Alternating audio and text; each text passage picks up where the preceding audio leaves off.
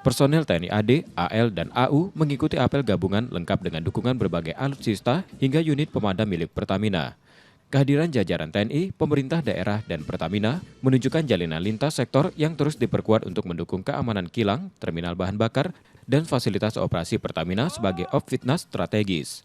Apel juga menjadi momentum memeriksa kesiapan personil dan peralatan, mulai dari pemilihan prajurit berkualifikasi terbaik, pemantapan SOP, hingga briefing bersama antara TNI dan Pertamina. Pendekatan humanis pada masyarakat sekitar area operasi turut menjadi perhatian, seiring pentingnya menjaga aset energi nasional di tengah potensi ancaman maupun risiko bencana alam.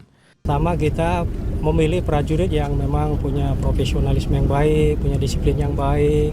Kemudian kita bekali dengan SOP yang berlaku di kita sendiri, termasuk juga nanti ada pembekalan dari Pertamina.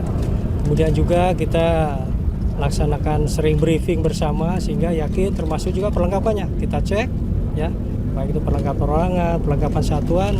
Kita yakin bahwa prajurit yang kita berikan bantuan kepada PT Pertamina siap melaksanakan tugas dengan maksimal. Sebagai salah satu tulang punggung pasokan energi, KPI Pelaju berdiri di atas lebih dari 400 hektar dan dioperasikan lebih dari 900 pekerja, menjadi kawasan vital yang dijaga.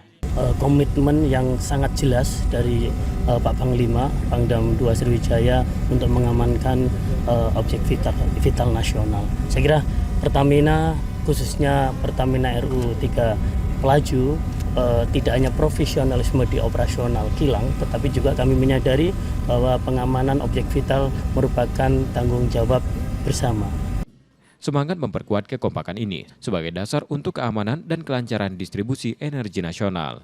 Tim Liputan, Kompas TV, Palembang, Sumatera Selatan.